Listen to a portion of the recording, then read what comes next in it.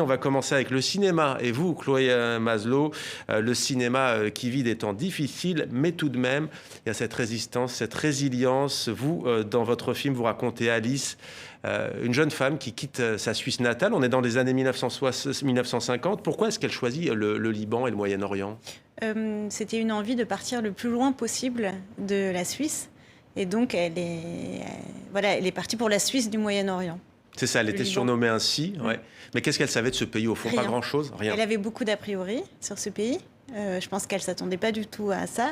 Et en arrivant, elle est tombée complètement amoureuse du Liban. Ouais. Pas que du Liban, d'un homme aussi. Il s'appelle Joseph et il a un projet complètement fou, assez méconnu d'ailleurs. On en a déjà parlé, il me semble, dans cette émission, si c'est bien le même, celui de l'université arménienne de Beyrouth. Racontez-nous. Alors, c'est un projet de fusée qu'il y a eu au Liban dans les années 60 à peu près. Donc, il y a le documentaire The Lebanese Rocket Society qui le raconte très bien. Et donc, c'est un projet qui était construit au sein d'une université où il rêvait d'envoyer le premier Libanais dans l'espace, sur la Lune plus particulièrement. Et Joseph, dans votre film, est astronaute. Voilà. C'est son rêve. Comment rêve. Se passe leur rencontre? Elle se passe dans un café où lui, il a un vrai coup de foudre pour la beauté helvétique d'Alice. Et il va, au fur et à mesure, se rapprocher tous les jours d'elle jusqu'à réussir à l'aborder. Et jusqu'à ce qu'elle soit, et elle est acceptée par la famille de Joseph. On va regarder un extrait de votre film. Alice, bonsoir. On te dérange pas? On ne pouvait pas rester à la maison. C'était horrible, le bruit, les filles ne pouvaient pas dormir. Hayawanet, je peux juste rester le temps que ça se calme. Tu vas dormir à côté de moi. Moi. Pas sur mon lit. قوم اثنين يلا. ايه جورج صرنا عم خيك سي بلي برودون بعدين عم خاف نام لحالي بالبيت. كلهم منيح بيسلموا عليك. T'inquiète pas, j'ai tout fermé.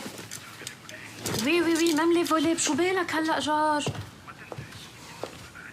المهم انت جايه لحالي انا هون مع الاولاد. طيب تبع على حالك.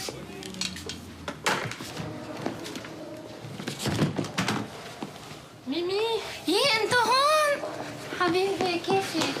Bonsoir Alice. Bonsoir. Tu aurais vu la boutique? Tout un mur par terre. Ça te dérange pas si on Non. reste le temps que ça se calme, bien sûr? Oui, viens.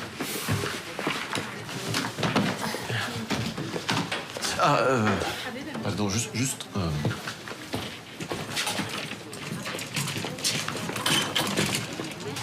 Ceux-là, j'avais pas le cœur de les laisser à la boutique. Alors, bon, je me suis dit. Hein?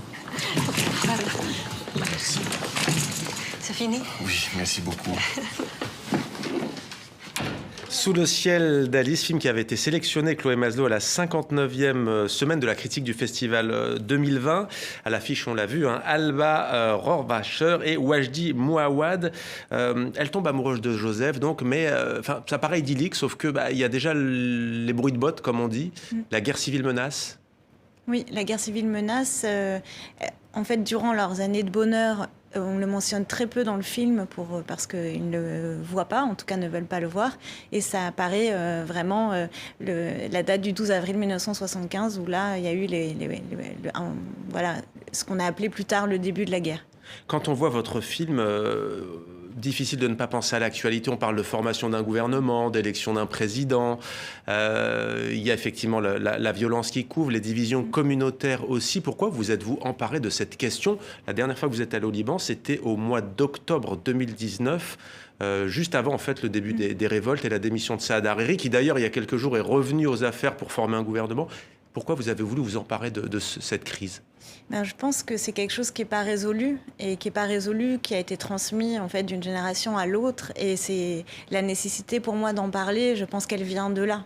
Elle a été, c'était quelque chose de très viscéral. J'avais envie d'en parler. Après, je savais pas forcément pourquoi vraiment, mais l'envie était là. Et les Libanais de ma génération ont, c'est vrai, souvent envie d'en parler, de comprendre, de. Il a été projeté au Liban, pas encore. Ouais. C'est prévu, on espère. Oui. Ouais, c'est vrai que c'est compliqué en ce moment. Votre film aussi, d'un point de vue, on va dire, de la réalisation et artistique, est particulier. On se souvient qu'avec Asmahan, vous aviez, c'était un film d'animation. Là, vous empruntez aussi au visuel. Vous êtes artiste visuel. Qu'est-ce que ça apporte? Est-ce qu'au fond, pour parler de ce pays, il faut sortir du réel, il faut une partie fantastique, onirique? Il faut, je pense, amener une dimension un peu burlesque à cette guerre. Et d'autant plus dans ce film parce qu'on est dans les souvenirs du personnage d'Alice. Donc on est dans ce fantasme qu'elle a de son pays, des événements et dans son interprétation. Donc à aucun moment, moi, je ne dis que c'est la vérité, en fait, à travers ce film. C'est une perception. C'est sa perception. Ouais. Qui est un peu la mienne par son biais. Mais Bien voilà, sûr. c'est pas une vérité, c'est sa vérité. Ouais. Et donc, il fallait qu'il y ait ce décalage, en fait, avec le naturalisme. Et c'est aussi parce que c'est ma façon de parler, donc ça me semblait... Je me suis dit, il y a beaucoup de films qui ont été faits sur le Liban, voilà, avec un certain ton, et j'avais envie d'employer ce ton un peu décalé.